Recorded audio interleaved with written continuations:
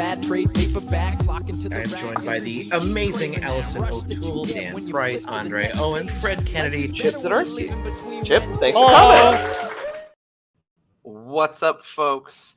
I'm your host, Konrad, on Wednesday Night Reviews, and once again, for the third time now, and I believe this christens it as a real deal, a bi-weekly thing, I'm joined by Keith Grachow, and we're going to talk about, well, whatever sort of comes to mind, although I have some questions that are already percolating thanks to some shared folks that we know.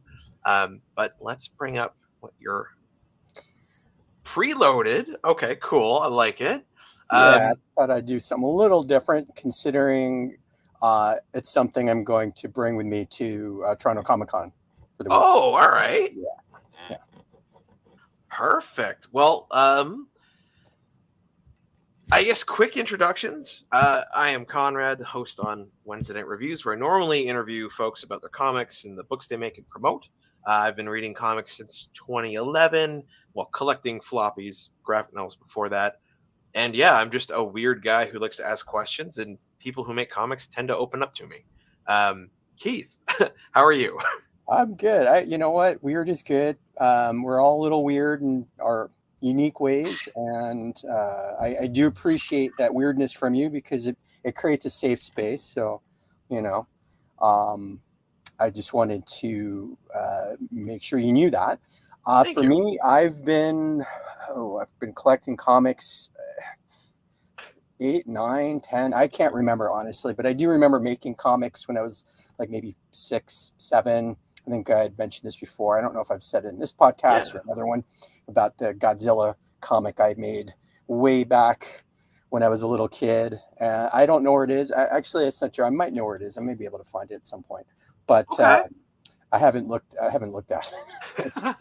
Close to 40 something years, so I have no idea what it looks like. But yeah, so I am a comic book creator, and I've been doing this professionally a couple decades now, I guess. It's kind of I used to say 10 years, but it's well over 10 years at this point. Congrats. Yeah. But I'm also a graphic artist, and have been since I was 13.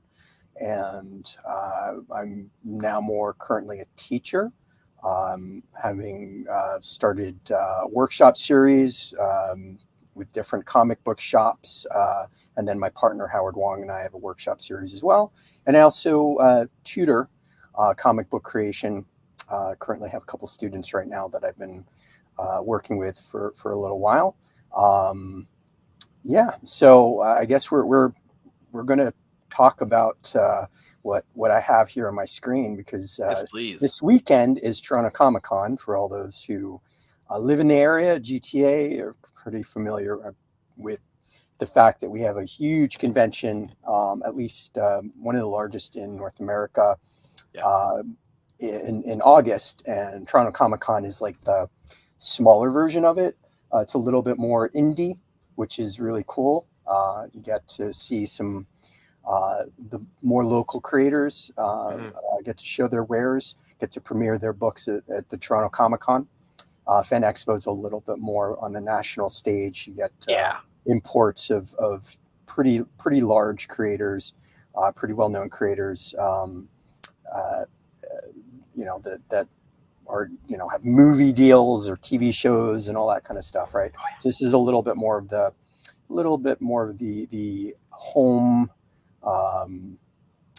like just intimate, I guess, in a way.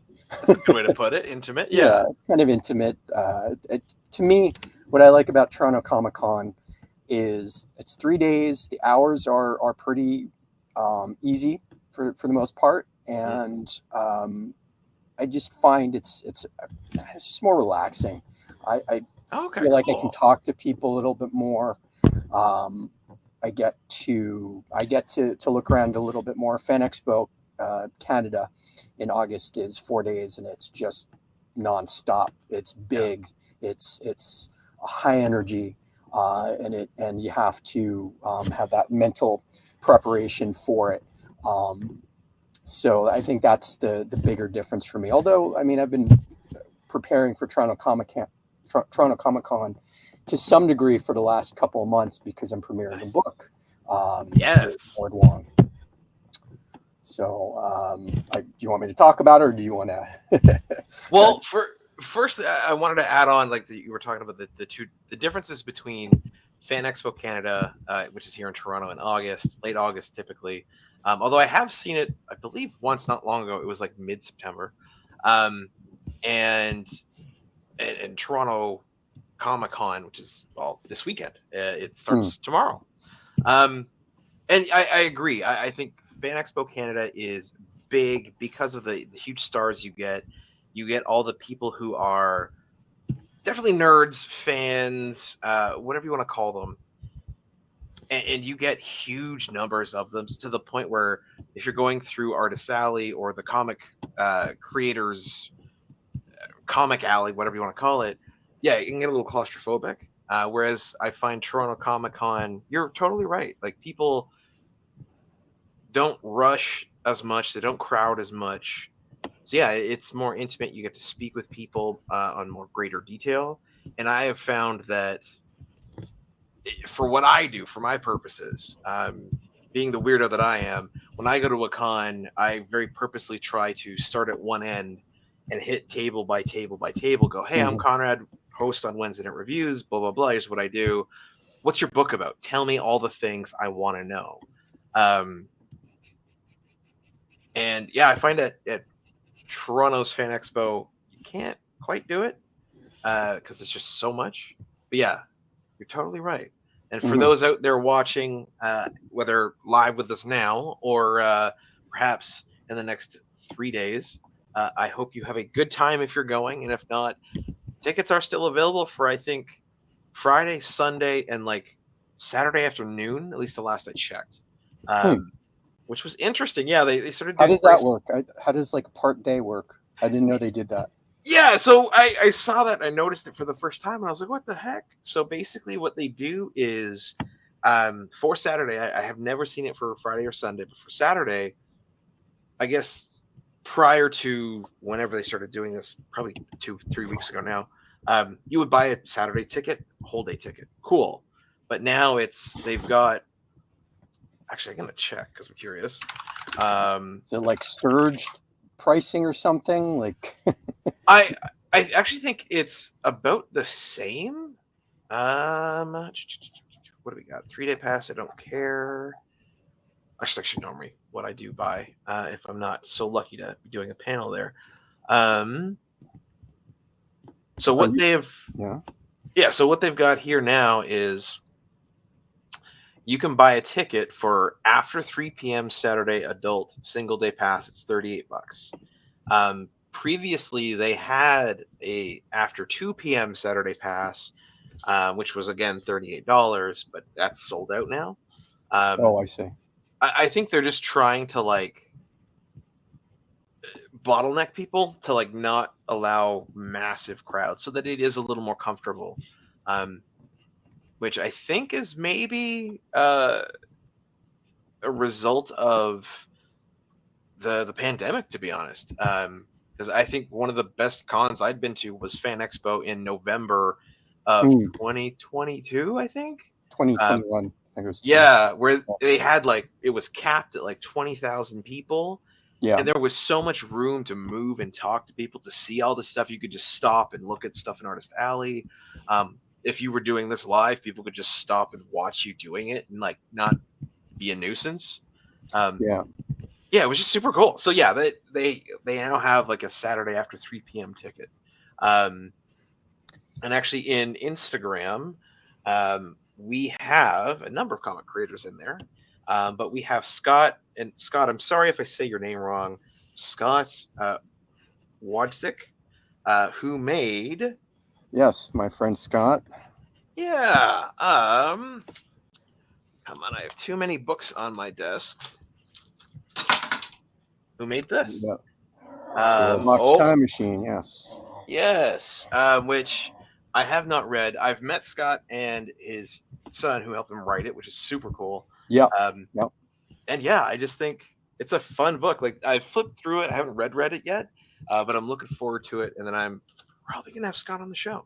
Yeah, he's going to be at the Studio Comics table this weekend, cool. right? So Studio Comics, they're out of the is it Cambridge? Somebody correct me. Kitchener. In that area, and they're a printer for comic books. They also have a comic book shop, so they're a great supporter of the indie comic book scene. And I've known them for years now. Really nice people. So they'll be there. They usually represent. So Scott's saying it's pretty close. They usually represent at the show, and they're always. They're just ubiquitous when it comes to like the Toronto comic book scene, right? You kind of see them at a lot of the different shows and books, comic book shop signing type things. So, and I know Scott said he's going to be. Are you tabling the whole weekend, Scott? He answers that question. We have a bit of a delay between us and that's right. Instagram. So it'll take him a little while. But from what he posted, I think it's Sunday he's tabling. Although Sunday, okay. Just Sunday, he just replied. Awesome. And what's the table number? Yeah, Scott, what's your table number so people can come check you out? And I might. Well, he's he'll be there all weekend. He's tabling. all weekend. Okay, cool. Yeah, he's tabling Sunday, but he'll be there. Awesome. So I'll see you with your son.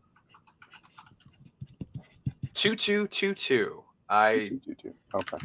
And that would be in the Artist Alley area. So you've got so I think I'm not sure about the reasoning why they changed over, or if they've always been doing the 2 or 3 o'clock Saturday tickets, but in the last couple of years they've moved Toronto Comic Con to the North Building. Yeah. And so there is a difference in regards to how many people can be in the North Building versus the South Building, which is Fan Expo. So Toronto Comic Con used to be in the South Building, and I believe that. I don't know that. I'm going to speculate here that they cost, the size. We maybe pre-pandemic numbers were higher than they are now for Toronto Comic Con. I'm not sure. Maybe that made sense for them to move to the North Building, and they found that it's working. And personally, I like the North Building better because while the South Building, I've been doing that show for decades now.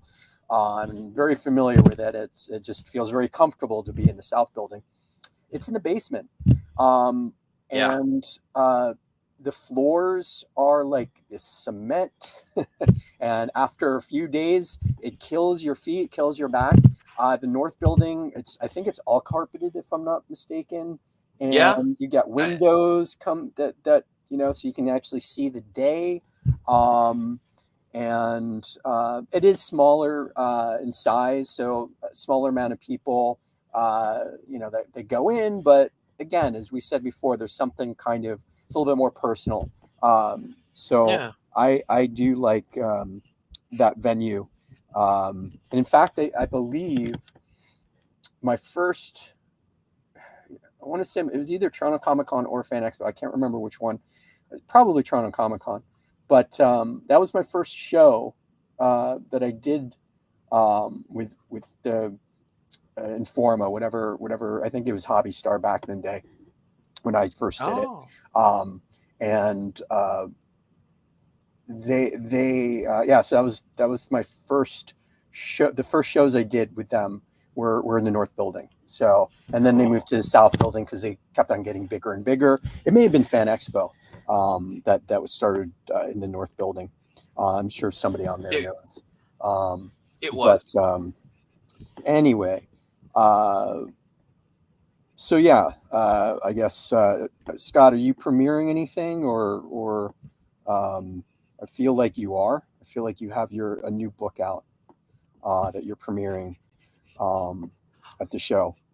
Yes, he does. Scott, over on the Instagram Live, let us know what the title is of your new book, which looks great, by the way. The cover is phenomenal. I love the coloring scheme. And while we're waiting for that, Keith, what's going on with Man-Thing? Yeah, so for people that aren't familiar, this character is Man-Thing. It's a Marvel comic book character, I think from the 70s. I just really like drawing. Or drawing it. I don't know. Man-Thing. I would, if I were to do a story for Marvel, I wouldn't, be calling it Man-Thing anymore. I think it's kind of very androgynous, this character, in some ways. It has a masculine physique, but I mean, it's nature.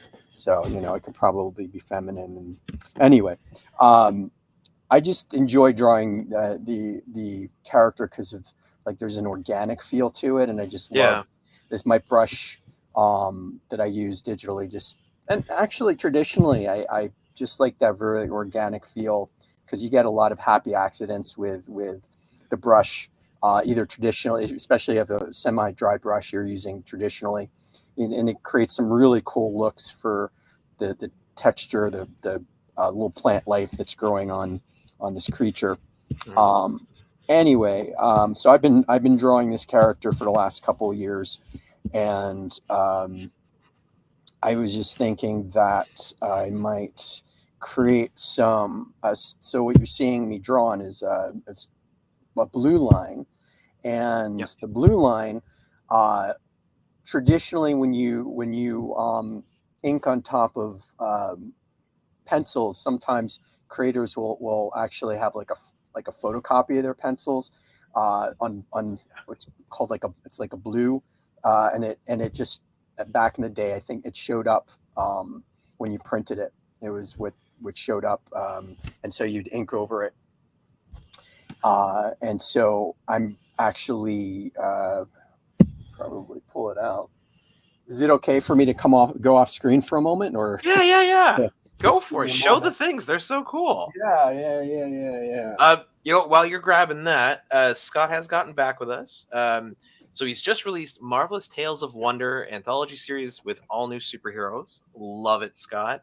And he has asked, Keith, you have a new book out this weekend too, right? Yes, I do. It's called Dead to Us. It's a redux of a comic story I did with Howard Wong 6 or 7 years ago. Howard's a writer.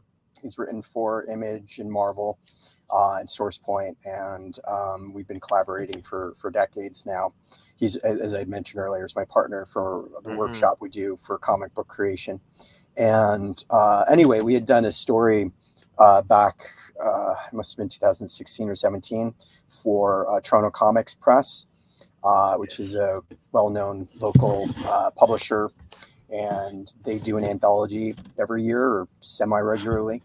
And this one we submitted to their volume 3. It was a story about this post-apocalyptic snowmageddon situation, in this reluctant ex-military officer just trying to survive, and gets caught up in this situation between warring tribes, I guess, or groups of people, and ends up helping the one side that was the innocent side. Anyway, we had gotten it. It was black and white, because that was what they were doing back in that volume. They've subsequently gone to color. And I'd always thought that we would do something with it, that we would print it on our own. Okay. Toronto Comics, they allow for you to do that. You own the story you create. So Howard and I had talked about it. We're like, well, let's plan for this being something someday.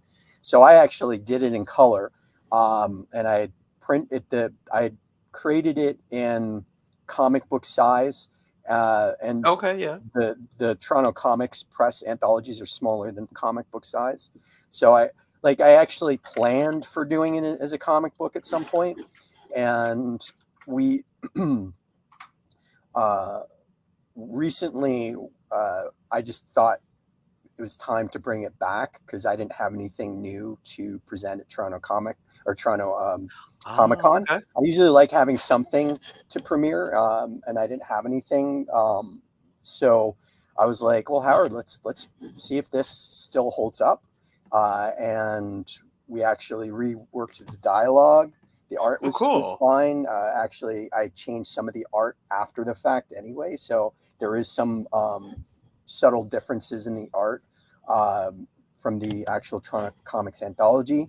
And we added some behind the scenes stuff to it. So it's in a full size comic book because the original story was like 10 pages. Oh, okay, So, cool. Yeah. So it's a comic that is familiar to some people who've purchased the book from me. The Toronto Comics Volume 3 book, but it's in color now. It's got new dialogue. It's got process art. It's got some slightly different art that I redrew. So, for all intents and purposes, it's a new book. Love it. And thank you for asking, Scott. Yeah. So we're going to be premiering it, and coincidentally, Howard and I are sitting together. So you can find us. He's at P110. I'm at P112. So you can, come to either one of our tables and get it signed. And if you, so it's in the back. I think it's the corner right close to the food court. Or right there. There we go. 110 and 112. Yeah. Nice. So we'll have a bunch of copies on hand and get them signed by the writer and the illustrator. Anyway, so I was talking earlier about Blue Line and inking over, you can see. So I printed this out on my printer, and I was hoping to get to it today. I just ran out of time. So, this is actually, I did ink this. I have a couple of copies. I did ink this. I inked one of them, but I haven't done the gray values yet. Oh, okay, cool. So if people want to purchase it, they can. It's kind of like a thank you card type thing. I just figure you can put your name in there, and if somebody wants to purchase it, and give it to somebody. Or if I want to give it to somebody because they've been just kind or whatever. So, but I did a couple. It's a little test to see if it's something that they'd want to purchase. And I'm doing a little bit more traditional art these days. I'll have some of my Universal Monster pages with me. I just posted that on Instagram and Facebook. I just finished the Frankenstein's monster. Right on. And, coincidentally, just as a shout out, I have a illustration in the new Frankenstein Visions, which is also premiering at the Martin Slam Duncan. Yeah. I'm not sure where he is. So if anybody knows, or if you want to, if somebody has is there anything else that I know on Instagram? Nope.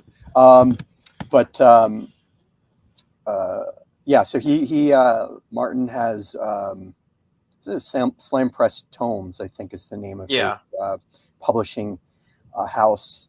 And he does something called Visions. So he's got the Dracula Visions that he did last year with a bunch of illustrators who, some of them are local, but they're, a lot of them are pretty well known illustrators. And then he just released Frankenstein Visions, and I believe it's premiering at Toronto Comic Con. So I have an illustration in that one. Very cool. But that one is based off of Mary Shelley's story more than the Frankenstein's monster I did was the Universal monster. Okay. Or it's kind of Boris Karloff-ish style of illustration or of look, I guess, and kind of classic classic EC style of, Yeah, the way people would see it and know it. Yeah, yeah. that's awesome. So Well, quick shout out. Actually, I guess a quick comment. Mitch Cook, who recently followed the channel for me, says, "Hi guys, I'm here to fact check Keith today." Mitch, keep us honest, will you? Oh, Mitch, thanks. Add the pressure on, why don't you? Mitch and I are also, he's my other comic book partner. We've been working together for, it's getting close to 20 years now. You can correct that if I'm wrong. I think it's actually, it may have started in 2004 that we started collaborating together, or 2005. So you'll have to fact check me on that. But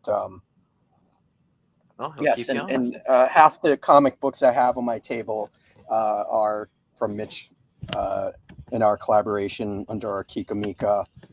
18 years? 18 years, he says. No, it's 2005, he says. No, that's like 19. Right? We're 2024, my friend. So it's almost 19 years. Anyway, it's not a big deal. But yeah, so half my table of comic books is stuff that Mitch and I collaborate on together, and our imprint publishing house is called Kikamika Comics. So we've got Saltwater. We've got we're actually out of Concrete Martians. And Mitch, just to let you know, I'm almost out of Saltwater issue #1. Woo! Awesome. So, good book. But we also have a couple of other comic books that we've been working on. Sasquatch is one of them that we released last year. And so Mitch is currently working on the script for issue 5 of Saltwater. And then there's going to be another standalone issue of Sasquatch that he's going to start working on script, or he's already started working script for. And that will be out maybe late this year, early next year, probably next year. But Saltwater 5 will be out for Fan Expo. Awesome. That's the plan. So we do try to premiere at least one issue a year together, and we do a comic book convention called Rose City in Portland, Oregon, which is in September. So we usually premiere a book together at that show, but I'll usually get the book printed before that, and I'll premiere it, soft premiere at Fan Expo, and then our official premiere at the Rose City Comic Con that we've been doing every year. Anyway, I feel like I'm talking a lot. I feel like I've just been in you're going. I am. Well, I've been in my head drawing. I've been, as I said, inking and doing those monster page, the monster page for the last day and a half. So I haven't really talked too much. Yes, you are to what? Talking too much, I think. Talking too much. Coming in with guns blazing here. Oh my god. Yeah. Yeah. Well, you know what? I do want to get. Oh god, Mitch. One, I think what you're making there, Keith, is super cool. I think it's interesting. Like, obviously, people, a lot of artists, whether they're comic artists or otherwise, usually have illustrations that you can purchase or prints you can get at their table, and they make great, wonderful gifts, especially for people who like whatever the drawing is of. The fact that you've put the word bubble of thank you and a blank, where you could write someone's name for them so it matches, or they could write it and give it to them as a gift or something. Yeah, it's a super cool idea. I don't think I've seen that before, and I dig it. So keep at it. Yeah, I mean, we'll see. The more I don't mind drawing these things over and over again. I mean, I say that now. If I have to draw more than, like 2 or 3 of these over the period of the convention, I may start getting tired of drawing it. But generally, I find that every time you do, you ink, it just something new happens. It just looks different from, there's always going to be some thing you added in there or something you took out. And so Then and also the more I do it, the quicker I'm going to get at it. So hopefully I'll have this is kind of warming me up for this weekend if people want to get it. I haven't really thought about how much I would charge for it. I have to think about it. I figure it's a test, and maybe if people like it, I can always do other characters, see if that works. But Right on. yeah, I've generally been trying to do a little bit more traditional art on my tables, just because I like doing it, and it's fun for me to get a little bit out of the digital inking realm for a bit. Oh, I hear that. I definitely wonder sometimes, and you don't have to answer, because I do have another question with a bit of a story to contextualize it. But I do wonder sometimes if, because of the way that you're in Photoshop, so because of the way Photoshop functions, if you do that too much, it doesn't deteriorate maybe or fundamentally shift how you think about inking and in the process, so that when you do go back, there's something changed, or not changed about it, but like your mindset about how inking works, or how any digital art works compared to traditional or analog, as I've been calling it sometimes. If there isn't like a separation because of that, or vice versa, and maybe doing both makes it so that you can make a digital drawing look more like a real drawing, like a analog drawing. There's a different process. Well, mainly, if you just saw me working there, I did an undo. I think I maybe I didn't undo, but I erased my ink black line there. When you're inking traditionally, there's a different kind of headspace you have to be in, because you kind of have to plan to make sure that what you're doing, that you know what you're doing, because you can't really make mistakes. I mean, you can white it out, but you're trying not to. You don't really have that kind of crutch or cushion to fall back on whereas you do with digital. But I do find when I'm inking traditionally, there's just a different part of my brain I might be using, and I don't know if that's actually true or not. But I feel that my focus is different. Interesting. I'm the way that my eyes are much more like I'm like with this. I think I can see things because I'm working. I have the ability to zoom in, and zoom out and stuff. Whereas when you're working traditionally, unless you have like a magnifying glass, which some creators do that, you're looking, you can only put in so much detail. You can only the size of your brush. You have to have good control over something that has a very super thin line to it and all that kind of stuff. Like there's just it's a different kind of process. It's a different tool, and it's one isn't necessarily better than the other.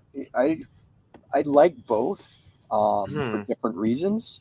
I know that there's some people that are like, oh, traditional is always going to be better, blah blah blah, and I don't necessarily disagree, but I also think that there's some great advantages of working digitally, and I think that you for sure build different tools in your toolbox. So I just try not to use digital as a crutch as much. Try to use my traditional skills as much as I can. When I work digitally, it's why I don't undo as much anymore as much as I'll erase. Oh, interesting. Okay. I think that's a fair trade, because I'm hypothetically, just because this looks like inks, why can't it be pencils, right? So I mean, again, it's just a different tool to use. Yeah, it's an interesting thought of like, is there some parts of you that you're not developing if you're just working digitally versus traditionally? And I don't know if that's the case or not, but I do, just in case it's true, I'm always trying to work traditionally to some degree, because I do think there's a skill set you get from being able to draw using a pencil on paper or ink on paper or watercolor. Yeah. Yeah. Huh. Well, that's interesting because I don't know if it's entirely connected, but one thing I remember, and this was years ago now, the comic artist Stepan Sejic, who's most famously for me anyway, works on Sunstone Mercy, which is like adult romance kink comic. He's also did a run on Aquaman. Super cool artist. He used to do lives like this, but he would just do him. And he'd stream for like 4 hours as he worked, and he'd answer questions and just do his thing. And someone had asked him, like, how do you do what you do? Because he wouldn't like draw an outline and then color it in. He would start with a colored brush and block out shapes and then just get more and more detailed and not ever, put a layer on it and ink it. It would just form out of what he was making. And he had basically said, well, I honestly have just always done it this way. And interestingly, he's like, I don't need references for shape or proportion or figure, but if I try and draw something from reference or from sight, he's like, I can't figure it out. He can't translate it over. I mean, maybe since then, because that was 4 or 5 years ago, maybe he's worked on that or whatever. But it was just fascinating at the time because he was pure digital. Yeah, I can relate to that. Actually, I've changed up my process a bit to mimic what he's talking about, which is, doodling. When I doodle, it's kind of like that. It's just working shapes and lines, and so there's something to be. It's somehow, as I've said in the past, our past programs, that it unlocks like some sorts of creativity, imagination, and I do believe we've got the reference library locked away in our head. We just have to figure out like how to unlock the drawers, the file cabinets, to pull them out and to access them. And I think part of it is when you're creating shapes, it's actually reference. You're actually looking. You're. I mean, I can just real quickly. Oh, did I just lose my? Here we go. So. Here we go. Yeah, if I were to start putting shapes down, and I'm like, well, I'm doing is building, a person from shapes, from the circles and box shape for like the chest area. And if you're working color, obviously you can use multiple colors to create. If I were to like add gray to this or something, you can start building value and form, right? And it's not really about line as much as it's about just looking at this and building up like different forms that when I'm looking at this, I go, well, this feels to me like, like somebody who maybe is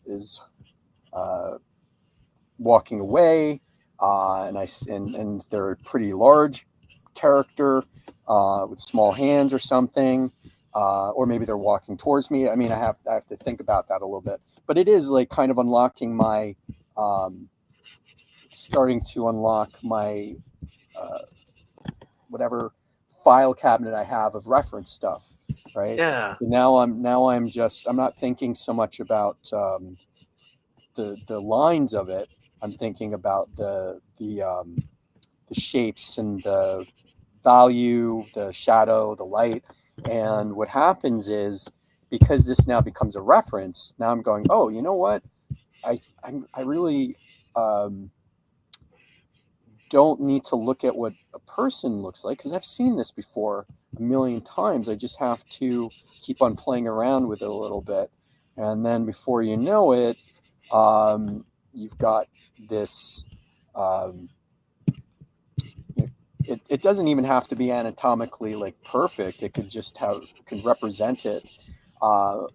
And I think when you start looking at reference and start to get mired down by all the details of it, it's a little overwhelming. Whereas this just becomes like you're using this as its own reference, and you're not so concerned about it looking like the way it's supposed to look. It's just supposed to feel like the way it's supposed to look. And there's a beauty in that. There's a real nice freedom to doing it this way that I think allows for a creator to have a lot of fun. You're really playing. You're really locked into the creative part of it. That's the fun part of it. You're not concerned with the finished part of it so much. And then I think the more you're connected to it, the more you're going to really just some of that real fun, beautiful work is just going to come out. Whereas if you're sometimes when you do something where it's really tightly drawn already, and then you have to like draw it again, you start getting bored with it, and you're losing your mind wanders, and all that kind of stuff. So this kind of process, I think, keeps you invested and focused on what you're doing. And then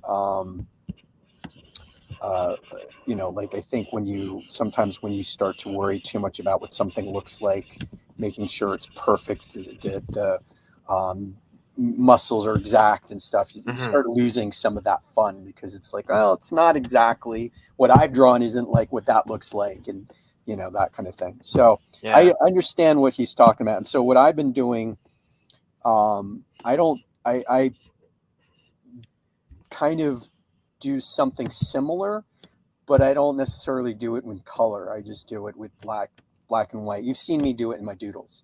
I'm just like carving out the shapes and figuring out what it is. And then as I go along, ideas kind of just happen to like lines and shapes just kind of appear. And I'm like, oh, that's kind of interesting. Let's see what I can do with that. So it's really sparking my so I'm really invested in it. I'm really into what I'm doing.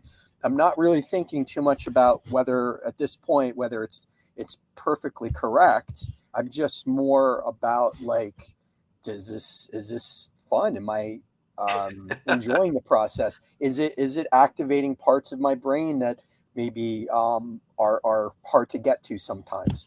And what I'm trying to do with my art is be more in the moment and more me and more loose and just energy, keeping whatever that initial illustration is. I think I showed this last time with that. I'm trying to keep more of that. And so I'm just trying to figure out how I can build that into my process. So one of the things I've been doing recently, instead of, and this may be getting a little bit in the weeds, but hey, why not? Let me see if I can, maybe I'll bring up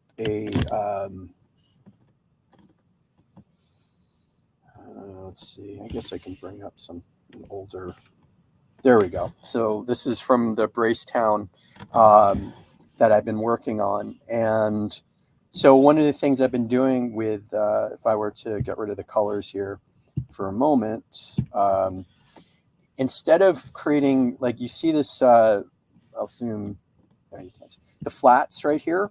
Oh yeah, okay. I'm calling flats. I used to just create like the flats would be considered just the shapes, and then you would render another layer on top. You'd put another layer and then render. I'm just putting all the rendering on this one layer. So if I take this away, that's what that is. I'm literally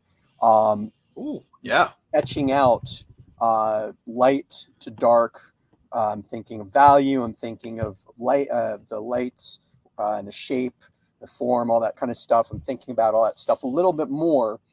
And then, if I want to add in, I guess technically flats is probably not the correct term to be using here. It'd be more like rendering, but I just called it flats anyway.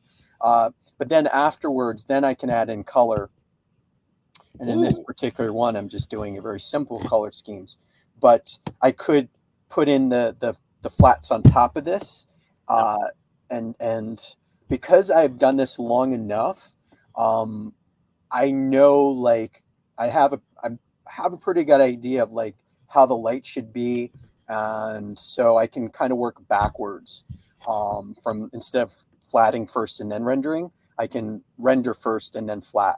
And I find it really keeps me involved in the process a bit more. And that's kind of similar, I think, to what he was talking about. It's a very, you're not worried about like the real of it. You're just kind of focused on the emotional, the energy, the immediacy of it, and whether it works or not. Once I'm done, as long as I was invested the whole time, that's really all that matters to me. Once it's done, then let the reader, perceive it how they want to perceive it.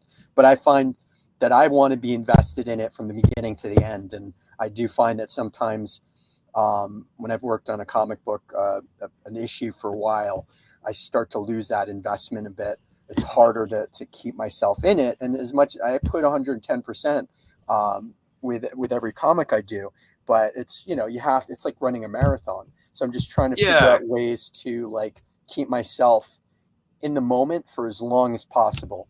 And I find this process I've been currently playing around with is keeping me in that moment much more, so that I'm much more focused on and more invested all throughout.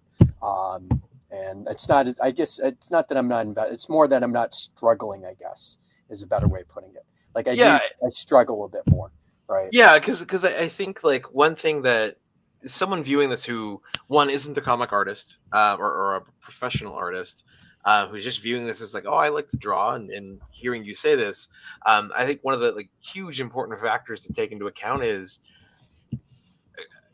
what you're talking about, and staying in it 100% or 110% and making sure that your piqued interest through it as long as you can be, is you're not just drawing one pose or one action. Like you're drawing pages, and you're drawing the same characters in multiple positions to tell a story. And like when I think of that, like to me that's got to be the killer of comics. The thing that makes it hard for people to actually do comics is not, I have to make the coolest splash page ever, because that's the fun stuff. It's like, okay, you've drawn your favorite character. Cool. Now you need to draw him walking down the stairs. Now you need to draw them sitting and drinking coffee. Now you need to draw them scaling a building and turning and talking. And it's like, I am certain the act of drawing someone through all of that stuff is just like, that's not glitzy and glamorous, but by God, it's important to the story. Yeah. And also, I think that, at least for me, a lot of the, and this is how I've come about this process, a lot of the enjoyment I would getting when I was doing thumbnails, and then because now I've drawn the thumbnail, and now I'm drawing it again in a pencil form, and I'm drawing it again in an ink, like I'm kind of drawing something multiple times. And I've always, like, over the years, I've been trying to leave, trying to loosen up more and more, do more planning early on. And I just find that I think that's part of it as well. Like after I've done all the thumbnails, now it comes back to like, okay, then I'd have to draw the pencils, and then I have to do the inks, and I just get a bit tired of it sometimes. As I said, I don't mind drawing something again and again. It's just when you have to do it a lot, it does it's a marathon. Yeah, it takes a lot of endurance. So for me, I'm like, well, what if it's all in the thumbnail? What if the thumbnail is it? What if that is the finished page essentially, right? Yeah. And that's kind of where I'm working towards. I'm like, this is actually a little bit what I'm drawing right now. I would probably, because I've only started this process where I'm like doing everything, like doing the whole value right away. I could potentially have just, instead of just inking it, I could have just laid in the different values along with the blacks, like actually put in all different, work it all together and just erase and add and sculpt it essentially. But that would have probably taken a lot more of my brain power to focus on that and inking, while there you do need to have some kind of you have to know what you're doing. I find that for me, I can ink and have a conversation. You're doing well right now. Yeah, with this, especially since I've already done this once already, so I already know what I'm doing. Number one. Number two, I'm familiar with the character. Number three, the kind of character it is, it's very organic, and that just allows for me to draw very loosely and not worry so much about if I had to, like, if it was super intricate type of where it requires 3-point perspective and all that kind of stuff, I'd probably wouldn't be able to have that conversation that we're having right now. Oh, but no kidding. This is something that I can. That's why I thought, well, this would be a good one for people to see me work on, because I know I could talk to people and work on this at the same time. Yeah, it is. I think as artists, creators work longer and longer at their craft, because you have to be invested in what you're doing. You're always searching for ways to improve the process, to keep yourself into what you're doing. I don't know. I know that I'm sure some artists may get to a point where they just like writing. They're so amazing that they can write it in, like that they can just kind of like phone it in. Just whoop, and it's amazing. Yeah. I don't know. I mean, that maybe that's true with them. I'd have to ask, but I imagine there may be some creators like, listen, I can create so many pages in a day, and they're in such high quality that I'm not really super invested in it. It's just I've gotten it down to like a science at this point, right? Yeah. I'm sure there's some creators that are like that. But in any case, yeah, for me, I'm just trying to figure out how to be more involved with more me with the process, and we've talked about that over the last couple of episodes.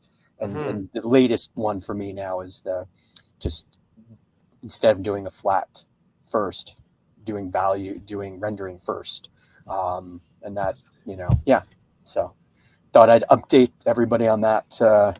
Because it's a fairly new thing I've just started doing the last couple of weeks. Oh, right on. Yeah. I love it. I love the continual evolution.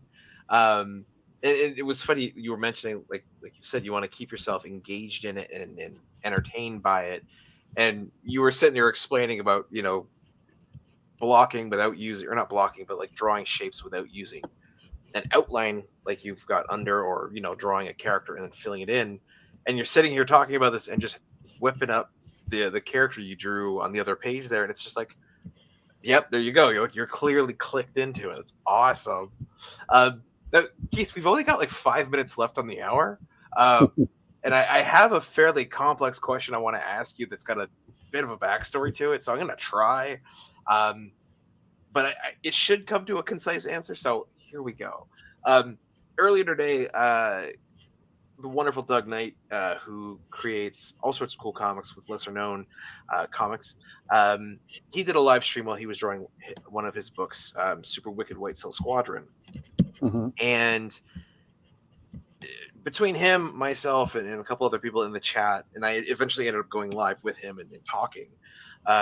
We were talking about AI and how we felt about it, especially when it comes to art. Mm-hmm. So I brought up, well, for someone like myself who does video editing, there are tools you can get for Premiere Pro where it's an AI tool. And if I say, like if I had a recording of my video, a recording of your video, and our audio, I could feed it into Premiere Pro and go, hey, whenever I stop talking, show Keith, because he'll probably start talking. And whenever Keith stops talking and I talk, show me, and cut everything else out, just so it's just pure conversation the whole time. And this AI will go through and do that. And then we talked about AI art, where I could load up an AI program now and go draw a man thing in the style of Keith Grachow, and it'll comb the net for anything you've posted and go, oh, you know how this guy draws, and here's man thing. And we kind of talked about our feelings about it, to be quite frank. Like when it comes to stuff like Premiere Pro's extension that just makes it faster, Doug had some interesting input. Like I find it just a useful tool because it would speed up my process. But he was like, well, it's also an accessibility thing. So Doug's his vision is impaired. He's got, what is it called? Legally he's blind. He can see. Yes, I've met Doug. Yeah. So very, very little vision. And he's like, well, for me that would be great because I could just give it a command and it would do it for me, making his life a heck of a lot easier from an accessibility standpoint. Cool. And then when we were talking about it from the art perspective, we had a number of people, Doug, myself, Dan Price jumped in now and there, and some of Doug's other fans and friends. And we were kind of talking about how, like, I think for thumbnailing, right, if I wanted to make a comic book and I cannot draw, I could be like, hey, generate a comic page with 5 panels. The top left panel should have character A that looks like this, walking. Panel 2 should have them jumping. Panel 3 should have them landing, blah, blah, blah. And from a tool perspective, I can then give that to, say, you and go, hey, this is my thumbnails. This is the flow I want. Can you draw this? Yeah. But that is obviously very different from the idea of me just going, hey, draw a dragon. And then, combing the net and going, oh, these are dragons that people have drawn. Let's amalgamate. Let's create a dragon. Here's your dragon. And obviously the art theft involved in that. And it was just sort of an interesting subject when it boiled down to like the tool and the not. And for me personally, I think I hit a point where I was like, I think, because the genie's out of the bottle now, right? Like we can't stuff that back in. It exists. I do think though, like some sort of necessary gateway should be installed where it's like, okay, cool. If you want us to generate a dragon art-wise, a beautiful dragon, we need you to give us art so that we can see it that is licensed to you. So like Keith, if you were to say, hey, I want your style of right, a character you've never drawn, you could feed it all sorts of drawings that you have made, that you own, and then it would go, well, based on what you've given us, here's what we think this character should look like. Yeah. So there's all sorts of ways to sort of look at that AI and art. And I was just wondering, given like the various different lenses, what were your sort of thoughts on it? How do you feel about it? So, I mean, I think you broke that down in a pretty clear way. So really what we're talking about is the practicality of it and the morality of it. The legality of it is also at issue. Yeah. So in regards to the programs that exist that are the ones that a lot of the artists are having issues with, the Midjourneys, right now, there is no, the morality and the legality of it are against the artist, which is to say that it's taking art from people without their authorization, and the art itself that's being created, nobody owns. Which is wild. So it's a issue for that reason, because it's taking jobs away from artists and it's taking their art away. So anybody can basically go, well, I'm just going to draw like Mike Mignola and create something with a couple of prompts and call myself an AI artist, an AGM artist. And really, you're not an artist. Or if you're an artist, you're skipping steps, you're cheating, you're jumping in front of the line, however you want to put it, because you're not taking images that belong to you. You're taking images that belong to somebody else and creating something that isn't yours, but you're calling it yours. To your point, and that's, I think, where some of the until we can get to what you're talking about, which is essentially like a program where the ethics of it is it's using your art and you couldn't use other people's art. So for example, you log in, you put in all of your art, it belongs to you, it doesn't go out to the World Wide Web, and unless you like maybe you get to, it's kind of like if you want to charge something for it, go, yeah, sure, if you want to use these images, but I'm gonna like stock image type thing, I'm gonna get paid every single time somebody uses one of my images. Okay, that's a talking point for maybe using something like that. But yeah, exclusively it's some kind of like Midjourney like program. You're putting all of your images that you've created into it. It's searching your computer. It's not going to get hacked and go out to somebody else.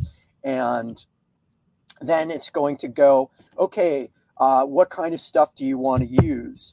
And then, yeah, maybe you can use it for the thumbnails, the background stuff, the things that if you're going, okay, I have to draw this person's head 50 million times in this comic book, and I've done it 15 to 20 times already, and I'm tired of it.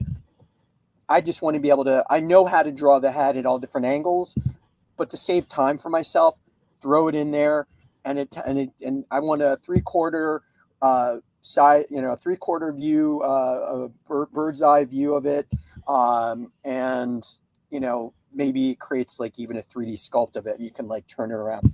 That would be phenomenal. However, we have to be the other part of it is optics here.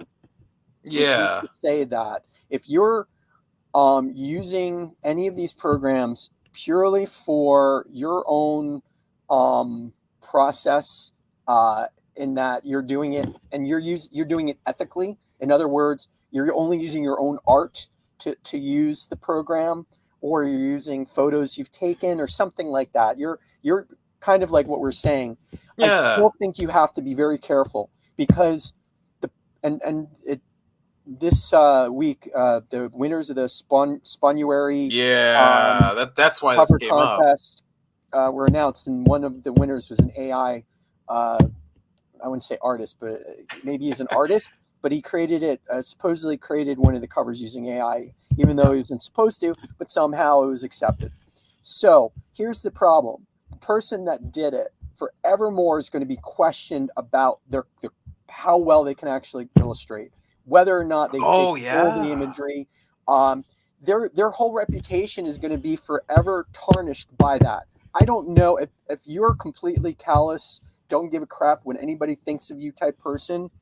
You have that. If that's part of your personality, okay. But most of us do care what other people think, and I imagine it's going to hurt if anybody that knows you goes, "Did you really draw that?" And you're like, "Well, like if any whiff of any AI use or AGM use is part of that illustration you've done, that could forever ruin your career." And I think that until we can get to the point where we're talking about where there's an actual ethical program, I think you should just avoid it, because whether it's inevitable or not, when you're an artist and you need to, like if your peers are railing against AGM and you're openly stating you're using it, or it's very obvious you're using it, Mm-hmm. you may get closed out of conventions. You may not get invited to, somebody may not think of you anymore for a comic book job, Yep. or whatever it is. I would be very skeptical of working with somebody who I would not work with somebody who used it openly in that way. I would have to decline, working with them.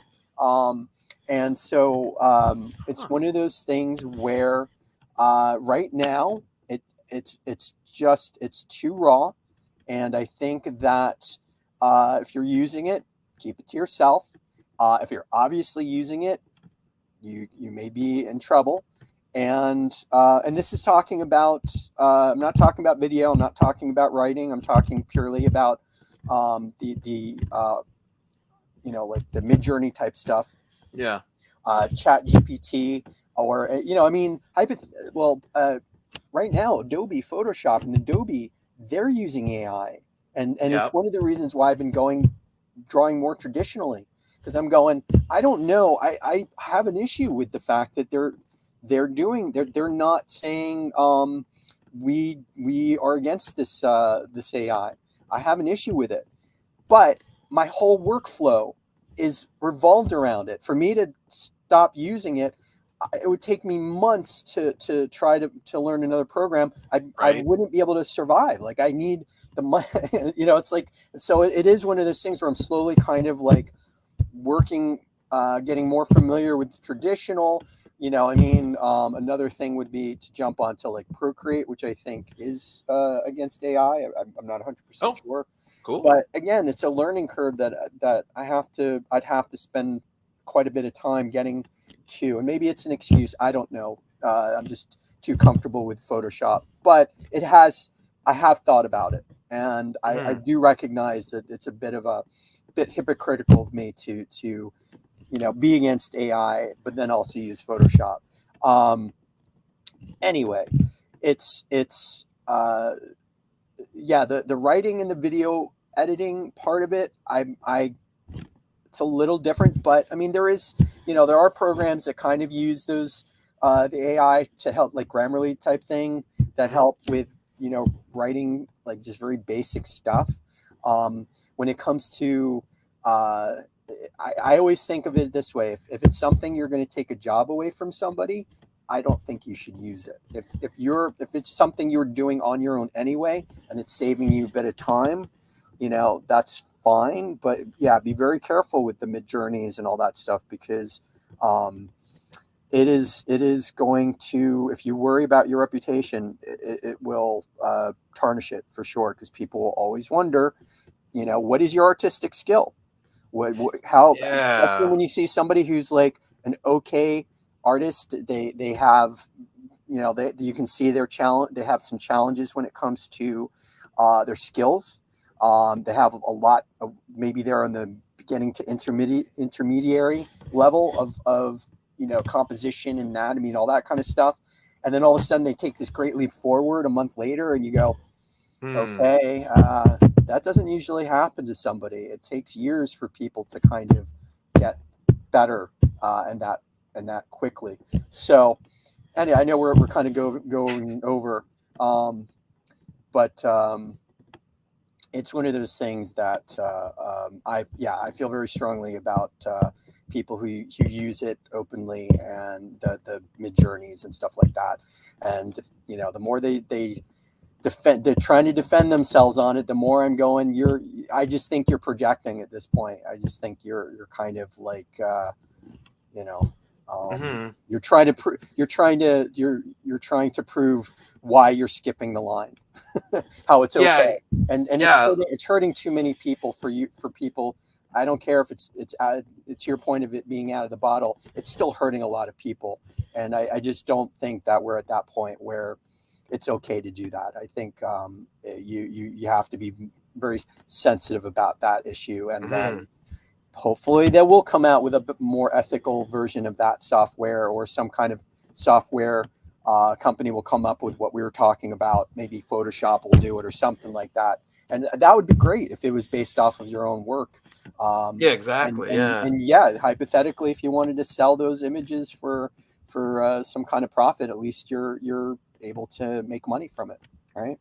Yeah, like I think that's where for me it is the line, right? Like if like I could go into a program now and go draw me Batman by Jim Lee, or in Jim Lee's style, and I'm sure it'll generate a pretty good looking Batman, and then I would go in there and throw it into Photoshop and sort of clean up. It might have a sixth finger, so take that away or whatever. Is that my art, or is that Jim Lee's art and I should pay him a royalty for it? It's one of those weird things where, because it's such a new technology, the question I always ask is, could you have done it by yourself? Right? Yeah, that's right? Like the big one for me, especially like when I think about writing, right? Like if I tried to write a book and I was just like, okay, cool, let me feed these AI prompts my idea and have it spit out a thing. I'm like, could I get the nuance? Could I get the dialogue the way I wanted it?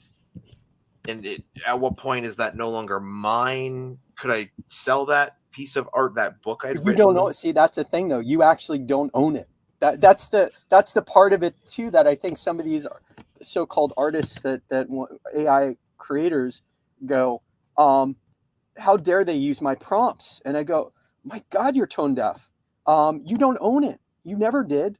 And you know what? It doesn't matter, because the art you created, or I'm going to say non-art you created, it doesn't belong to you anyway. I could take it and make prints of it. Like, it's such a weird thing. I can do whatever I want. I can take whatever you've created and do whatever I want with it, and you can't do a thing about it, right? And so that's the part of it that I think is, when anybody complains about that, I go, well, I mean, look in the mirror. You did it to us. Yeah. I can do it to you now, because why not? And just going back to what I was saying earlier about traditional, what I'm doing here digitally, I can do traditionally, right? That's the thing that like I haven't worked mainly traditionally in decades, but I always work traditionally, and I've started off traditionally. I was able to draw traditionally. I studied watercolor and oil and sculpt, like all of that stuff. I went to school for all of this. So for me, using what I'm using digitally, I am working my best to do this as ethically as I can. In other words, I'm trying to do this in a way where I can do it traditionally if I needed to. For me to jump from digital to traditionally, there would still be a learning curve in regards to how I would do it, which could take me time, but I would be able to get there. It just, being able to get that time to do it when I have so many projects that I've got to work on where it's time sensitive, that's the part of it that makes it difficult. So, again, I think there is a bit of hypocrisy in what I'm saying in regards to using Photoshop. However, I am trying to remedy that, albeit slowly. So. Yeah, it's one of those subjects where I just find it, whoever you talk to, I think it depends on what they do, dictating how they feel about it. Like yourself as an artist, very clearly, it could be literally taking money out of your pocket. Earlier on that stream I mentioned with Doug Knight on Instagram Live, Dan Price had mentioned, who makes Bigfoot Knows Karate. He said that, he's had people in Germany, the Philippines, Canada, and one other country. They used AI art, fed it his stuff, and then made shirts and prints. And just like you said, he doesn't own it. They don't technically own it, but they can print it and sell it and make money off of it. And it just feels weird and wrong, right? Like, like I said, I think if we can not legislate it, because I don't think it's right, but I think the companies making it, like you sort of mentioned yourself, if we can gate it in such a way that it's like, oh, you have to feed it your references and your licensed work, and then it spits stuff out for you. When you came up with the idea of, okay, cool, I could then take that and for money be willing to sell it or license it to people. That was super interesting too. Like, I never even thought about that. It'll be weird to see what happens in the next 6 months, year, 5 years with AI and all of that.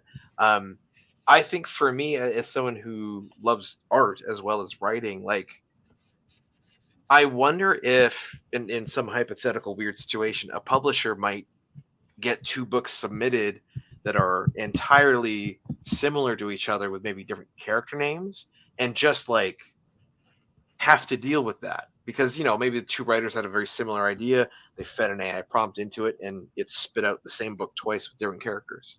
But here's the problem with that. I'm not sure where the legality of like if you're creating, so you're creating it, but do you own it? Yeah, because where did the images that you created for the comic come from? And that's the crux of it. So that you could argue, well, the characters are mine and blah blah blah. It's but because it's based off of imagery that's not even, it's just scraped images of like they're it's not you're not using a skill. Well, you may be using a skill later down when you're coming up with the comic, the layout and the composition of it, but the actual art itself, if you're just putting in the prompts for it, I don't know if you have ownership over the imagery. And I think there's somebody who lost. They were trying to. I think in New York that was the case, where somebody was trying to prove that they owned it, and the judge found they did not. That there has to be a certain percentage of ownership over what you've created, and that's like it's fair use. It's the difference between you taking like the Obama poster, right, where the photo that the photographer that took. Oh yeah. I can't remember the name of the photographer. They sued that graphic designer, and I think they won. I think they won against that person for using that, because they didn't use enough of their own skill to be able to prove that they had ownership. And that is another, that'll be part of it as well, is like if you've taken you've created an image that's Spawnuary thing, and all you've done, see, it's a little different because Todd McFarlane's probably giving authorization for it, so it's a little bit of a different, there's more of a moral question there. I don't know if there's a legal issue there, but let's say hypothetically, he has an issue with it. That person couldn't say they have any ownership over it because they didn't actually draw Spawn. They just had the program manipulate the pixels, right? So anyway, yeah, it's one of those things where I just ultimately I feel that it's too soon. I just think it's too soon. There's too many people suffering from this. Too many of our friends suffering from it, and I would not. I think we need to have a moral, ethical, like a legal, some of this taken care of. I don't believe that just because people are doing it, it's well, then I might as well do it.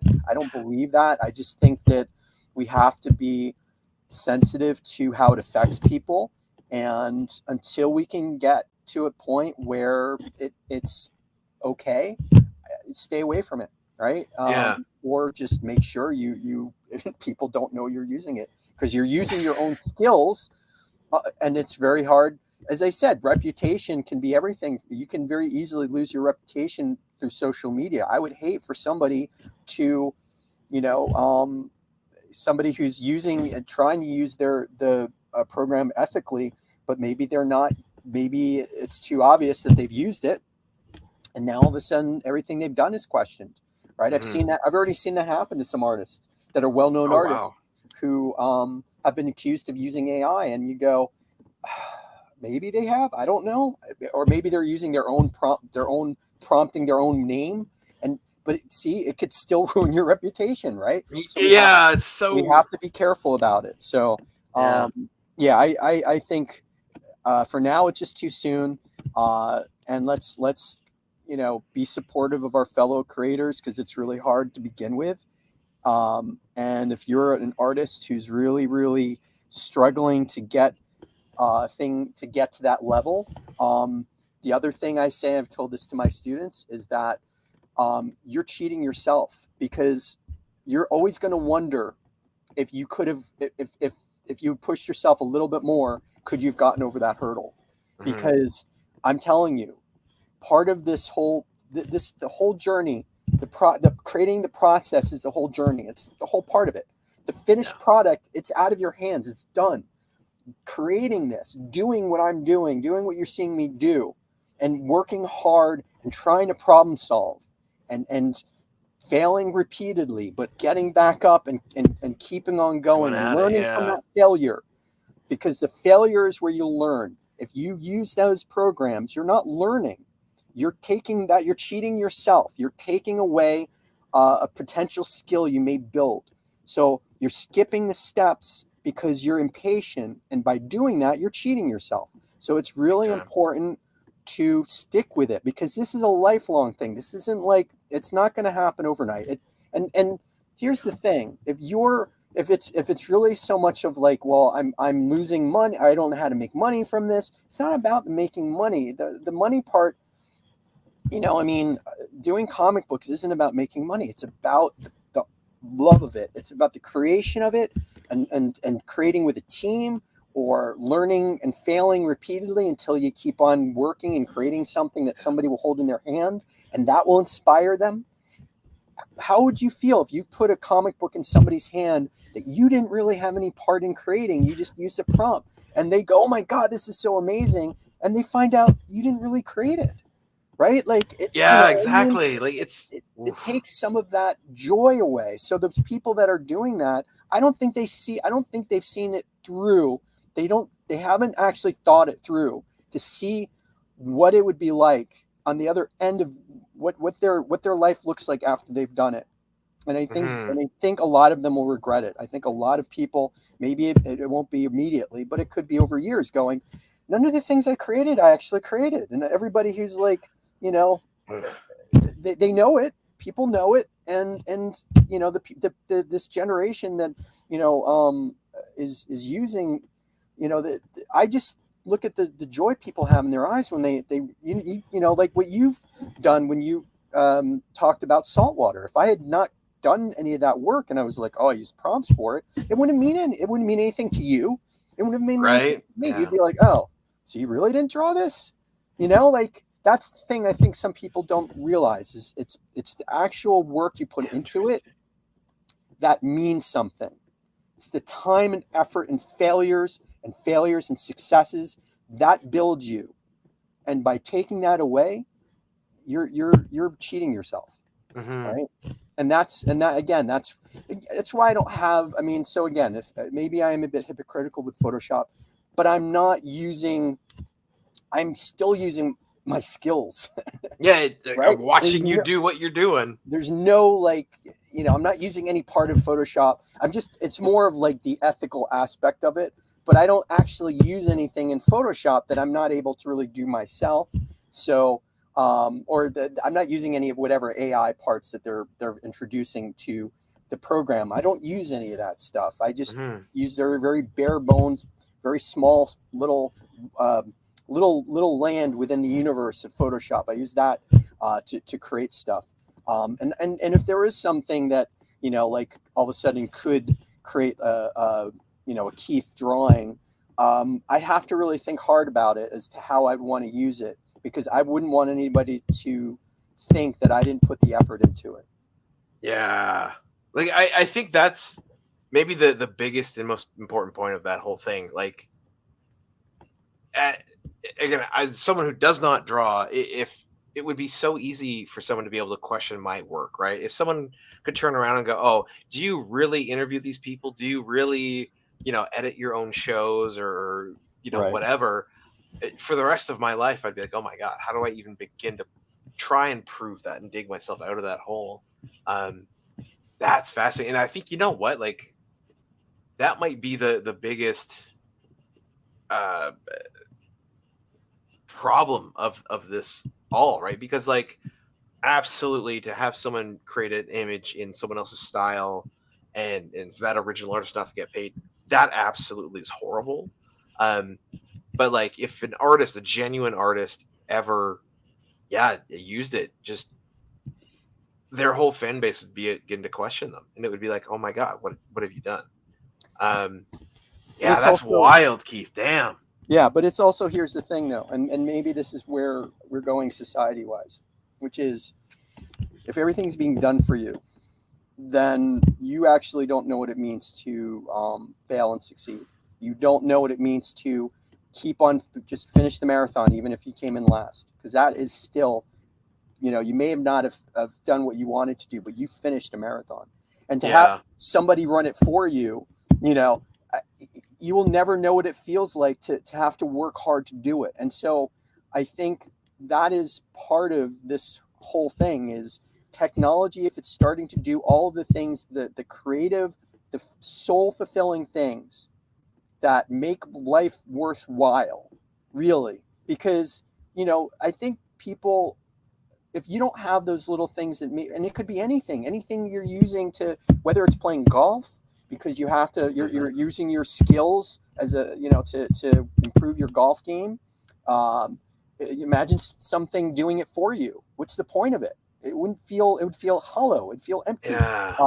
Or, you know, like maybe it could even be set for self-driving cars at some point. People that like to drive and like to be, you know, kind of part with the machine, and all of a sudden it's driving for you. You're not thinking about it. There may be something lost with that you love driving, the act of driving. This, I think there's a skill to driving, making, especially if you're city driving and you have a stick or something, right? Like, you know, I'm just saying, I'm just throwing it out there. Writing, it could be whatever has some part in using skill and creativity.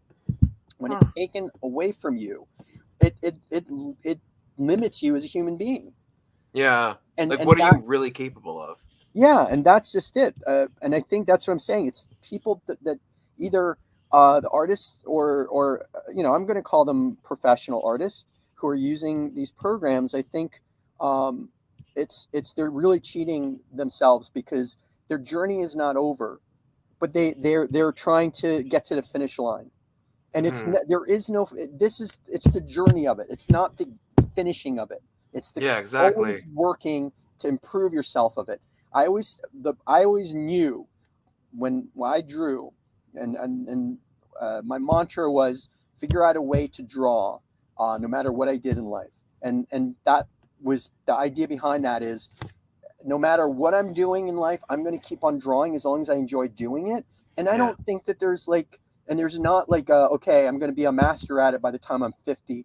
And therefore, you know, I've learned everything I can. I think it's a lifelong till the day you die. You will keep on learning. But if you cheat yourself of it with the programs, you're basically you're restricting yourself as a human being. You're killing off the parts of you that would have potentially created something that would have made you grow and also potentially inspired other people. And that's the travesty of it, right? So, you know, I know there's some people that are using it, and as people, I don't necessarily have a problem. I mean, I do have a problem with what they're doing. I don't think they're horrible human beings that are using it. I just can't associate myself with you because I know what you're doing. And I think it's just, I don't want to be around people like that. I want to be around people that are always lifting themselves up. And I want to be the person that lifts you up and makes you grow as a human being. That's what I'm trying to do. Right. And you have to, the only way to do it, you can't cheat it. You have to go through the work of it. That's it. So anyway, I think we have to get going. It's gone over. Obviously, I have a lot to say about this, and you have a lot to say about it. And it is interesting, but hopefully somebody's gotten something out of our conversation about this. I'm sure of it. I mean, I know just hearing from you talk about it and how you feel about it and your mentality about it, but also like the level of detail that you went into it about like the legality, the morality, the function, it was interesting. So thank you for sharing that, Keith. I mean, Yeah, it means a lot to me. I mean, there's people that are much more well informed about it than I am. But so I recommend, you know, like searching out people that are you know, like Max Douglas or Salgood Sam. He reads quite a bit about this kind of stuff. Claire Wendling, she's always posting on Facebook, you know, some of the latest AI issues or whatever, you know. Yep. So they have a lot more information about it than I do. Richard Pace is always posting stuff about it. So I recommend going to their Facebook pages to see some of the latest news on it. Yeah, I've thought about it quite a bit, and I just know what it feels like to keep on failing and then succeeding. And I wouldn't want that to be taken away from anybody. Yeah, like that, the feeling of triumph of coming over something like that. Yeah, like to actually know you can do whatever it is. In this case, art. But if your ability to internally handle defeat, solve a problem, overcome it, was just, yeah, you don't have to do that anymore. Like, oh my God, I couldn't imagine. But yes, Keith, we're 30 minutes past what we normally do. But I did just finish the illustration. I'm going to. You did not draw that. Oh my God, Keith, how did you draw that whole time? Well, you know, again, I've already inked this one, so I kind of knew it's a little bit of muscle memory, I think, at this point, because I've done this once already, or a couple of times, I should say. So, and this one came out a bit differently than the other one I did. So I'm pretty happy with you know, this effort, and I'll be drawing this probably once or twice more over the weekend. So hell yeah. And I hope someone sees you at Toronto Comic-Con and they get this for a friend, a loved one, whatever, because I love that you've left the space for the name. But yes, Keith, absolutely. Thank you for hanging out. I hope you have a good time at Toronto Comic-Con this weekend. Are you going? I don't think I am. The way things have played out for me, schedule-wise, with some other events, I just don't think I can make it, which is very sad because it'll be the first one I haven't gone to in a number of years. Okay. Well, we'll chat on the other side of this. So hell yeah. Yeah. All right. Well, Keith, thank you. For the folks at home, thank you for watching. There's been a few folks who've stayed right through. And yeah, like, comment, subscribe. Let us know what you think of anything we've talked about, whether it's AI, art, drawing, the way you draw.